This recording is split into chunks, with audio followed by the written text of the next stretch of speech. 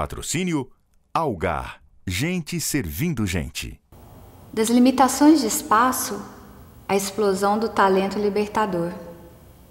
E o prazer de ler a realidade com os olhos da arte. Uma aula. Eu nunca tinha ido a um teatro. Expandiu meu universo. Filosofia tem tudo a ver com o teatro. É o tempo todo você está trabalhando com o novo, com a presença. Quais são os grupos, quais as iniciativas? Um grupo que estava iniciando tinha pouquíssima chance de conseguir.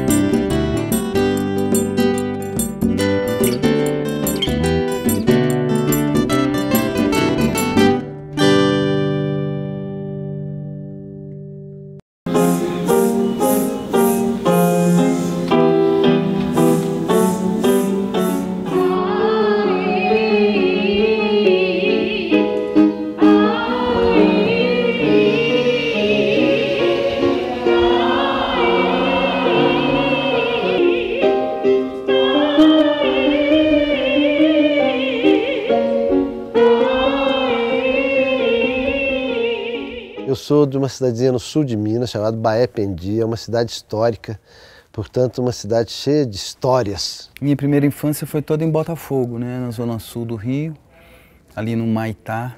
Minha infância inteira ali, viajava assim muito para Friburgo, né, minha família tinha sítio em Nova Friburgo, então sempre subia a montanha, né, um pouco essa coisa do mar e da montanha sempre fizeram parte da minha infância. A gente brincava sempre na rua, assim, tinha muita turma, né, morava num prédio grande, então as brincadeiras eram todas na rua. O bairro onde eu nasci, né, que nós estávamos falando, nasci no Carmo Sion. Com 4 anos eu fui morar em São Paulo com a minha família e passei 10 anos lá com a família e voltei aos 14. E aí desde então fiquei aqui. Sou natural do interior daqui, de Minas.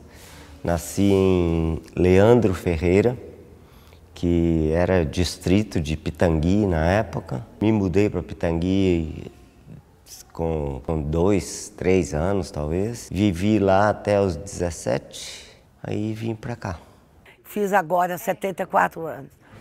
E, então, assim, a Belo Horizonte era outra Belo Horizonte, né? Eu nasci ali numa chácara que ficava ali da Savassi,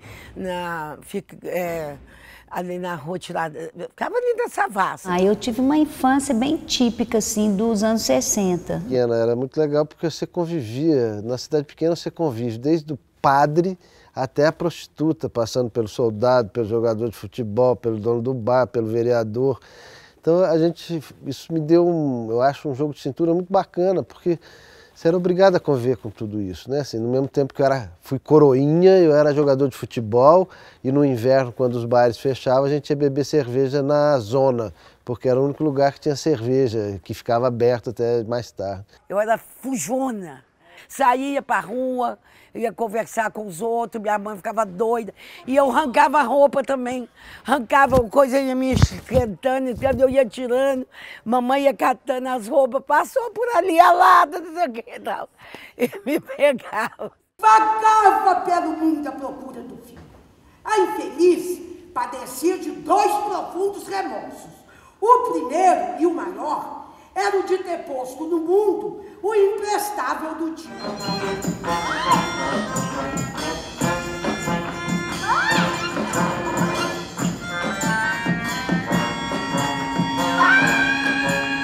Eu sou de 61, né? Então ali por 68, 69, né? Eu lembro bem disso, lembro da passeata dos 100 mil no Rio. A gente saía fazendo protesto no recreio, fazendo passeata. Era uma brincadeira, assim, dos alunos. Imagina aquela elite, assim, né? De zona sul do Rio de Janeiro, naquela ingenuidade um pouco, né? Mas a gente brincava, né? A gente podia brincar na rua. A minha infância é muito ligada à bicicleta, assim, o grande luxo da gente, assim, uma transição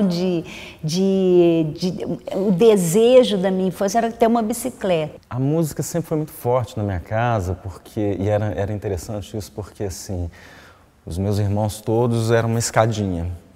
Então eu ouvia desde Jovem Guarda, Beatles, eu fui pegando todas as gerações musicais, porque cada um tinha os seus discos, né, em casa. Era bicho solto. Tinha muita brincadeira de rua, também o futebol, esportes de uma maneira geral. Era uma infância muito alegre, totalmente descompromissada, uma relação com coisa natural, né? Nadar em rio, subir em árvore para apanhar fruta, manga, jabuticaba. Comecei a estudar violão, tive uma guitarra, tinha um sonho de montar uma banda. Então a questão musical sempre foi muito forte na minha vida, assim. E até acontecer o teatro, que aí eu dei uma parada na música e fui pro teatro. E aí entrei quase por acidente, quase para me livrar de uma outra coisa que estava me incomodando muito. E quando eu entrei, aí eu não saí mais. Precisamos de um guia que nos aponte a direção do inimigo.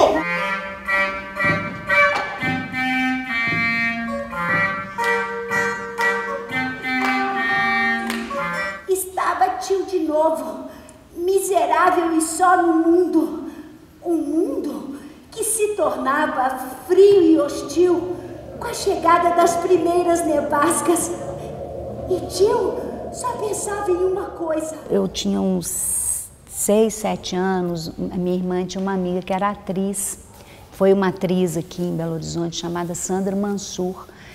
E ela estava fazendo um espetáculo e ela me levou para assistir. Eu acho que a coisa se consolidou mais depois quando eu entrei para a universidade. Entrei para Direito.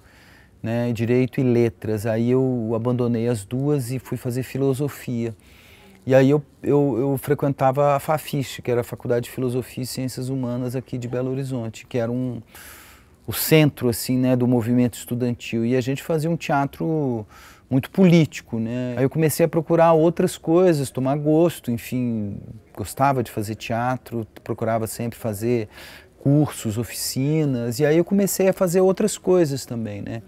Eu lembro que juntou uma turma de universitários, nós montamos o Murro em Ponta de Faca, do Augusto Boal, e aí eu me juntei com um grupo musical também, que era o Curari, o grupo Mambembe de música, e aí eu comecei a fazer teatro com esses grupos musicais, né? Fiz vestibular de Ciências Sociais, eu fiz vestibular da Fafiche.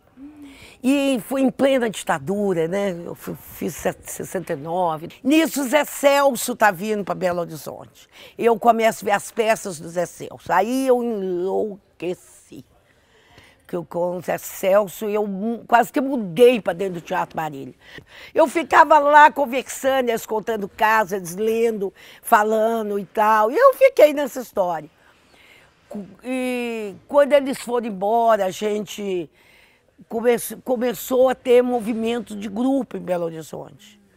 78.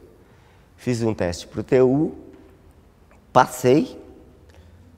Logo na primeira montagem, ou nos primeiros trabalhos. Depois o Eide me chamou para fazer Vivo Olegário. E aí eu comecei. E eu não parei mais.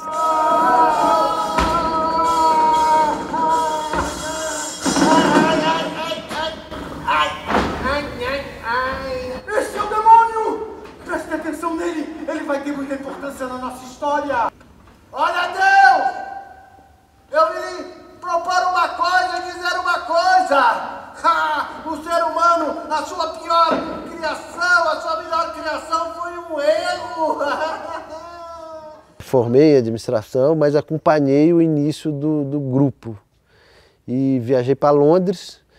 E Londres, como eu não falava bem inglês, eu comecei a fazer curso de mímica, curso de mágica, curso de comédia dell'arte, e meu pai, achando que eu tinha ido fazer uma pós-graduação em economia, voltei com alguns diplomas de palhaço, e já acompanhando o Galpão de longe, a gente se comunicava por carta, e quando eu voltei, eu volto para o Galpão praticamente, no segundo ano de existência do grupo. O Galpão começa com Goethe Institut, trouxe aqui 2 diretores do Teatro Livre de Munique, o Jorge e o Kurt. E eles vieram para dar uma oficina para os atores de Belo Horizonte. Era toda uma oficina de teatro que a gente nunca tinha feito. A gente ficou louco. E fomos, quando acabou, nós fomos lá no Goethe, falamos, não, nós queremos mais, trazer eles de novo. Ficamos um mês lá. E quando viemos para cá, e fizemos um espetáculo Alma Boa de Sete Suan. Eu, Eduardo, Teuda, Wanda, que viriam a ser parte do grupo fundador do Galpão, fizemos esta oficina. Aí foi a base, a pedra fundamental, assim, foi assentada da criação do Galpão. Numa época em que ainda éramos bastante, não bastante, mas jovens, sem muito conhecimento teórico e prático de teatro, foi muito importante ter esta provocação, né, trazida pelos alemães, uma postura profissional diante do teatro, diante do seu trabalho, o compromisso, o fazer teatral. Os primeiros 8 anos de trabalho do Galpão foram feitos sem uma sede própria, né? Então a gente trabalhava em condições muito precárias, tendo que ensaiar em lugar emprestado, você não tinha autonomia de horário, de trabalho, os cenários, os figurinos também eram guardados nas casas das pessoas, uma coisa muito dispersa, desorganizada, né? Que se traduzia também na qualidade do trabalho. Então esse foi um desafio muito grande, né? A gente conseguiu comprar um espaço próprio depois que a gente fizemos uma turnê grande pela Europa, né? Que aí a gente conseguiu receber cachê em dólar, o dólar era alto na época, e a gente conseguiu guardar um dinheiro e ainda pagar do próprio bolso uma diferença e compramos um espaço. Isso deu uma outra qualidade para o nosso trabalho, né? Centralizou o trabalho.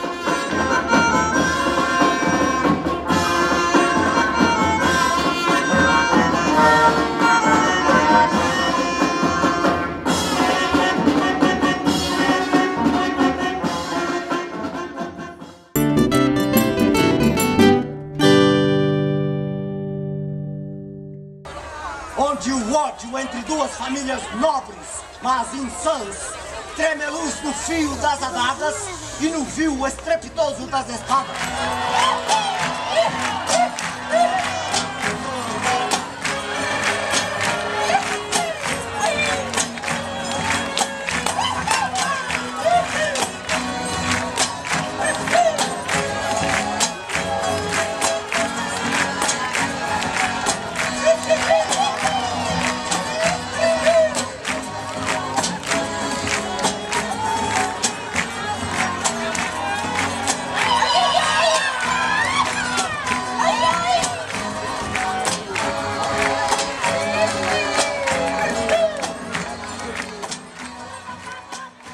E a gente foi para a rua também, a princípio, como movido pelo interesse de não deixar o ensinamento e as lições com os alemães caírem no esquecimento, né? Somado a isso, essa questão da falta de espaço. Se não fizéssemos na rua, não teríamos onde fazer. Não foi, pelo menos como eu vejo, não foi uma coisa conscientemente pensada, idealizada, filosofada entre nós no início. Ah, não, vamos fazer na rua porque vamos levar teatro a quem não conhece, vamos ter uma... Não foi exatamente isso. A gente foi para a rua para fazer teatro, para continuar fazendo teatro. O grupo forma assim, indo fazer oficinas, né, forma através da oficina dos 2 alemães, do Teatro Livre de Munique, e continua viagem de buscar aprendizado através fazendo teatro através de outras pessoas. E também, quando viajava, a gente viajava dando oficina pelas cidades pequenas. Então o grupo nasce com essa característica, assim. Você vê uma história, você fala assim, nossa, isso aqui... Eu já leio e falo assim, nossa, isso dá uma cena. Você tem que ouvir, esperar aquilo... A história te toca de uma maneira que você quer contar. Né? E você vai contar essa história da maneira que ela te toca. A rua acho que é uma festa, né? Acho que as pessoas sempre são muito gratas ao Galpão pelo fato de levar a arte, o teatro para a rua, né? Porque a rua é uma celebração, assim, de uma coisa pública, né? De uma coisa para todos, né? É muito bonito isso. As pessoas te protegem muito, né? Por uma gratidão, né?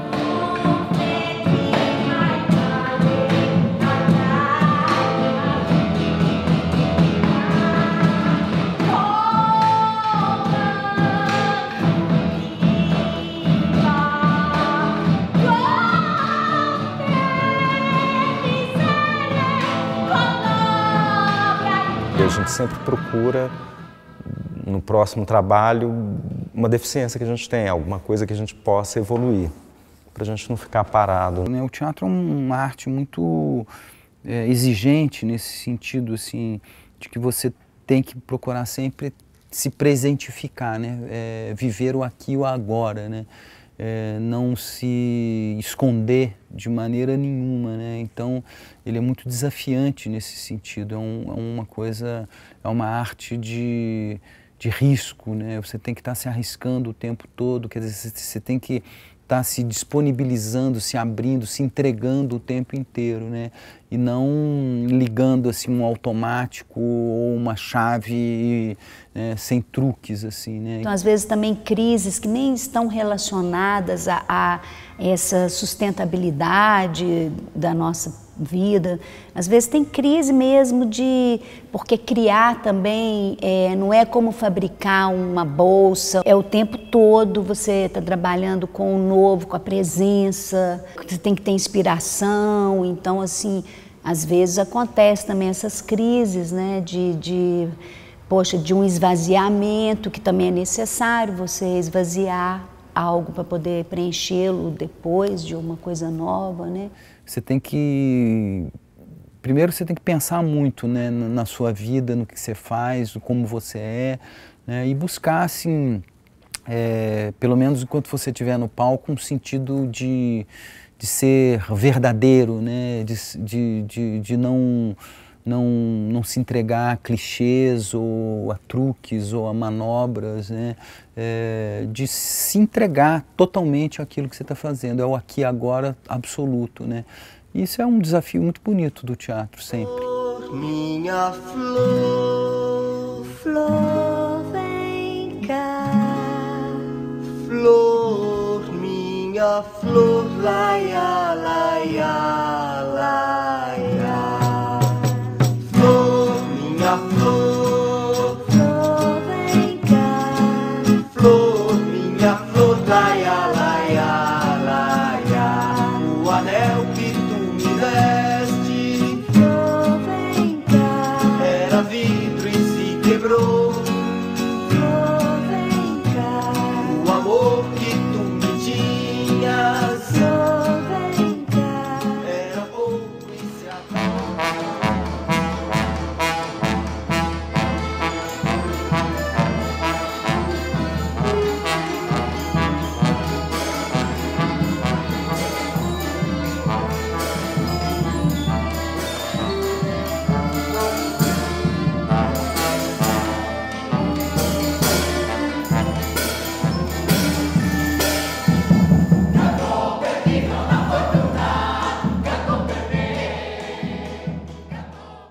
Esse é um grupo de pessoas, né, numa cidade que não faz parte do eixo Rio-São Paulo, né, um grupo que pensa um projeto de continuidade, de pesquisa, de experimentação. Então, esses três elementos, assim, digamos assim, esse tripé, ele sempre nos instiga, né, não deixa a gente ficar no cômodo. A gente está tentando sempre se reinventar, sempre maneiras de sobreviver, de manter essa estrutura, né, que a gente tem, porque o galpão não é só uma estrutura de espetáculos, né? Tem todo um pensamento em cima da pesquisa, da memória, né, do compartilhamento através do Cine Horto. Essa é uma preocupação nossa. Qual o legado que nós vamos? Nós estamos ficando velhos. Como é que a gente se renova? O que vem? O grupo vai acabar em nós mesmos ou nós vamos deixar uma continuidade? Como fazer isso? Então, a questão da nova sede, que a gente chama dessa sede do Galpão e do Cine Horto num espaço só, que hoje é separado, eu acho que é uma forma da gente manter vivo essa inquietação, essa abertura para o novo, essa possibilidade de convivência com jovens, outras ideias, outras inquietações, outras estéticas, outras linguagens. É um sonho que não está mais na esfera do sonho, ele já tem bem concreto, a gente até tem um terreno, mas tem um dia a dia que antes de chegar nesse sonho, também nos preocupa, ter condições de continuar sobrevivendo. Tem hora que a sensação é que a gente tem o nosso projeto numa mão e no outro eu tenho uma toalha branca. Eu não sei qual que eu jogo na mesa, se é a toalha branca ou se é o projeto, porque é muito instável. Não existe garantias de um planejamento a longo e médio prazo. A gente mata um leão a cada dia, é um ano atrás do outro. Toda a estruturação da economia cultural hoje está pautada por um ciclo fiscal anual que não nos permite uma garantia de mais de um ano. O compromisso do Galpão com o seu público, com a vida cultural, com a necessidade de tocar em certos assuntos que normalmente não estão em pauta nenhuma de discussão, seja em jornal, seja em vídeo, seja onde for. Como disse, eu não aprendi a contar outra mentira. O Galpão, através do Centro de Pesquisa e Memória do Galpão Cine Horto, publica livro, DVD, CD, tem um sistema de documentação e registro das nossas atividades muito bacana, né? Assim, às vezes é um exemplo para os outros grupos do Brasil. A gente tem uma biblioteca, tem uma videoteca, um selo editorial, fez um documentário sobre a história do teatro em Belo Horizonte, super bacana, um longa-metragem. Então a gente tem esse pé em diversas áreas e isso pra gente é muito importante. É engraçado, né? A história do grupo a gente se confunde muito com a história da gente, né? Eu estou no grupo há 24 anos, mais ou menos. Então é uma relação bonita, assim, de se ver familiar, assim, a gente discute muito, briga muito, mas a gente se adora e a gente está sempre junto na estrada. É importante você estar sempre renovando o seu arsenal. Me daria por satisfeito se, ao final da vida, eu pudesse dizer que eu consegui levar a minha vida com leveza. Acho importante dizer para as pessoas assim, que a gente está num mundo assim, que as escolhas elas são muito balizadas, assim, talvez por um sucesso econômico, não sei. Mas assim, eu acho bonito assim, você escolher, né, as pessoas escolherem assim, o que elas realmente têm vontade de ser na vida, assim, por mais que isso possa parecer um caminho que vai ser difícil, sabe? Assim, eu acho que tudo que você acredita, que você, né, você vai poder contribuir para o mundo, para você no mundo, né, a sua energia no total do planeta, assim, tudo que você puder fazer para fazer uma coisa que seja de verdade para você e para o mundo, você acaba conseguindo, né, um jeito de viver assim, através disso. Assim. Então, acho que é isso. É louco, é incerto, é inseguro, mas eu acho muito bom viver pela arte e para a arte. Assim.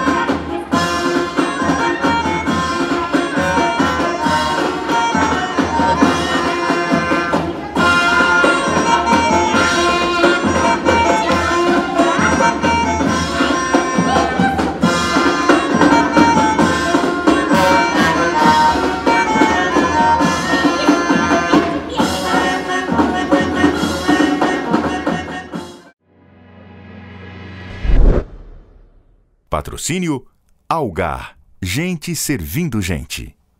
Incentivo, Lei Estadual de Incentivo à Cultura de Minas Gerais.